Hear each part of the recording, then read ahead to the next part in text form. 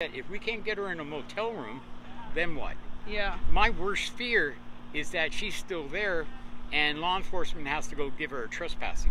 Right. That'd be hideous. The whole goal here was to try to provide that last-ditch effort to help the individuals that are still out here with services, either motel rooms or something like that. Unfortunately, that part hadn't been set up yet. I think one of the most important things is getting the individuals into the open door, which have been very wonderful. They actually even walked out to the site to talk to an older woman out there that hasn't left her tent probably in 15 years. Yeah. You know, so everybody's really worked together today, and I'm very happy that, you know, New Directions isn't just the only ones out here now. Right. And in regard to the woman you were speaking about, Robin, and that was really important. We followed them out there. I think it was like five or six nurses, medical personnel went directly out there to give her an assessment and see what she really needs. Can you talk about that a little bit? Yeah, it was really imperative to try to give her every advantage possible. She has been out here very much, and I think it's a lot of fear that kind of limits her to her just little sight and everything.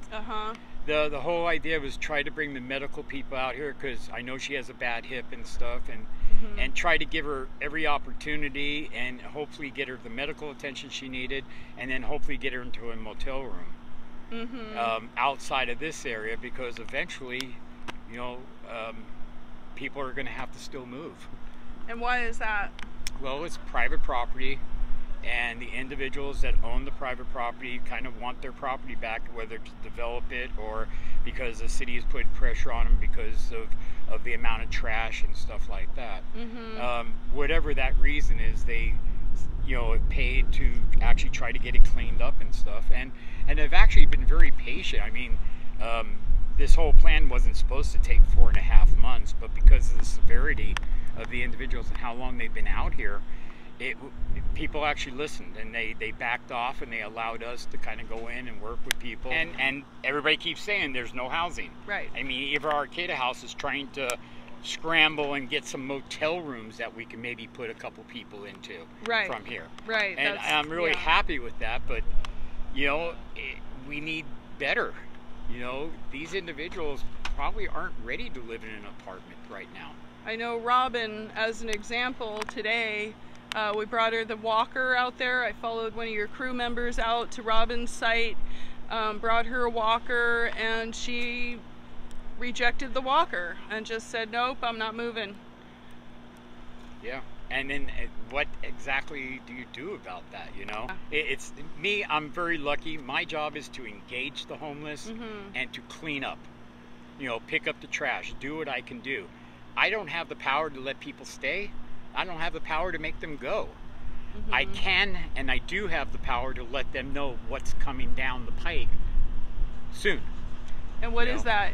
Well, if I can't get everybody out here, maybe in 2 weeks, they're going to probably go in and trespass people. You know, that is pretty much... And that involves law enforcement? Yeah. It won't involve me. I don't take part in that. I don't sign any of that stuff because, once again, it's not my responsibility. My responsibility is to engage them, get them to understand what's happening, and then to clean up as much trash as I can. But eventually, you know, people do have to move. I mean, once again, an exit plan where we had a place to put people would be amazing, you know. Do we have that now? No. Okay. Okay. One guy actually walked out with the open door 3 times. Because they actually brought her some supplies. Yeah. Because she wouldn't take anything else. Right. But we did find a medical history about her now and stuff. So, you know, each little piece is another building block to help them regain their lives. She's very scared. Yeah. She's lived there for as long as I can remember. Like I said, one of my guys actually shared their camp with her. So she's been out there very long. For her to think about even moving, it's got to be traumatizing. Yeah. You know, what am I going to do? Where am I going to go?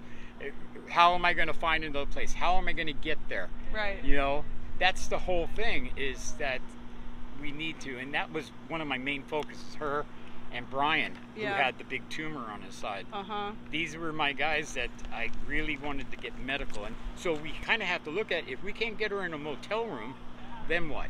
Yeah. My worst fear is that she's still there and law enforcement has to go give her a trespassing. Right. That'd be hideous.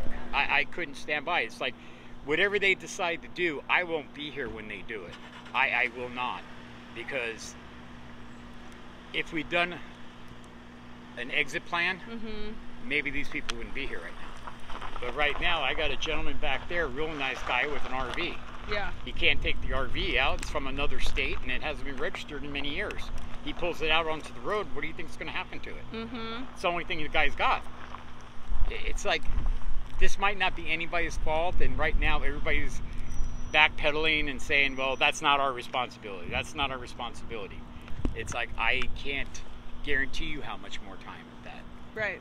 But, you know, with this service fair and everybody helped, Merritt from the city of Arcata was instrumental in putting this together. I don't think any of these organizations would have came just for me. Right. Asking them. Right. But when you have the city manager of a place like the city of Arcata, I think people listen more. Connie Beck was amazing from the Department of Health and Human Services. Okay. That really kind of said, hey, we want to be part of this. Okay. And then the gentleman from Open Door, they jumped in. Yeah. People can't vanish. These are human beings. You know, regardless of what we think, we just haven't tried the right way. Right. Then maybe sometimes we have tried every way.